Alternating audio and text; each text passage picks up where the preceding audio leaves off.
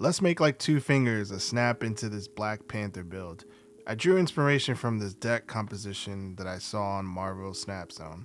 I didn't have all the recommended cards, so this is what I came up with. The thought is to buff Black Panther before he's played at a location to double his power. Now, let me show you. Before I begin, pay attention to location number 2. This will come in clutch for me later on. Now, Kyle has a move boost deck in which cards are powered by movement like Craven. I was only able to play on turn 2 to begin with Forge, which gave Nakia a +2. Then location number 3 gave all cards +2. On turn 4, I played Ironheart and Ant-Man. Ironheart will boost 3 random cards +3, and Ant-Man will boost himself +3 if there are more than 3 cards with him at a specific location. I'm in a real predicament by losing all 3 locations at this current moment. Kyle is confident that he has the win by snapping and wants to encourage me to snap to gain more cubes. Turn 5 is where it gets interesting. You can see here location number 2 has a vortex effect happening right now. And if you read, Kyle and I are about to swap hands at the beginning of turn 6. This is my opportunity to play Black Panther. And as he is drawn to a specific location, Black Panther doubles in power and takes over location number 3. Location number 2 has taken into effect, and we swap hands at the beginning of turn 6. I'm looking at his hand. I am struggling to see how I could win this game. Then I take a look at Heimdall. Heimdall's special effect is that he moves all the cards to the left. I see my opponent is invested in location 3 more than the other locations. This is my chance. I play Heimdall with a thought to win location number 1 and number 2 by moving all my cards to the left. He plays Spider-Man to win location number 3. I play Heimdall to move all my cards to the left, and what do you know, it worked. I have taken control of location number 1 and 2 to win this game. Great game, Kyle. Let's move on to the next one.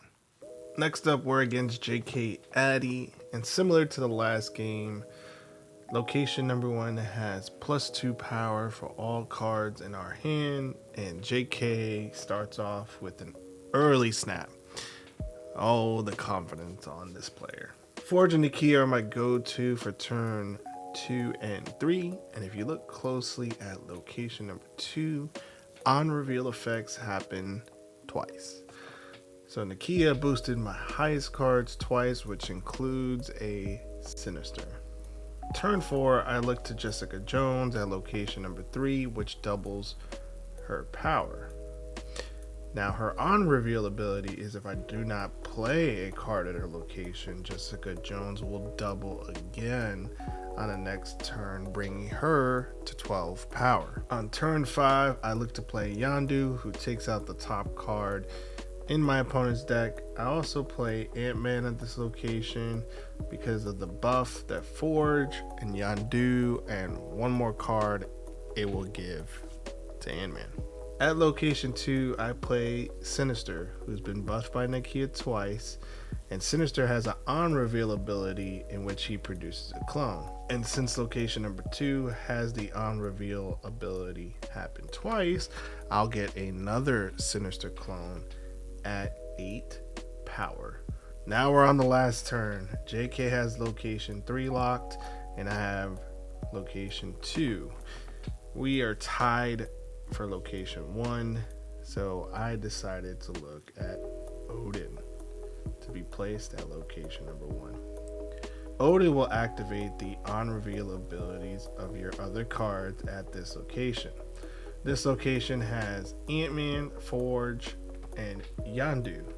Ant-Man activates the buff because of Odin again, which wins me the match. Now on to my last match. For my last match, we're up against Addison. Starting off, location number 1 reveals it allows both players to receive a random card. I end up with Mystique, which is pretty cool, but spoiler alert, I don't use her in this match. Addison starts off with Korg to put some rocks in my deck. Then location number 2 reveals itself by giving energy to each player that does not play a card at this location. Turn 2 comes around and I begin with Sinister to start building with a clone. Location 3 reveals itself by locking down after turn 4.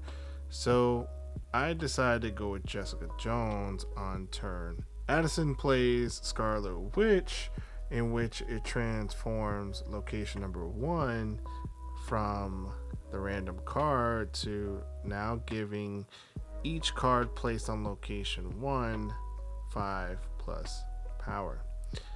This is my time to play Black Panther. It is going to take advantage of the on reveal, which double his power, and a +5 due to the location's ability.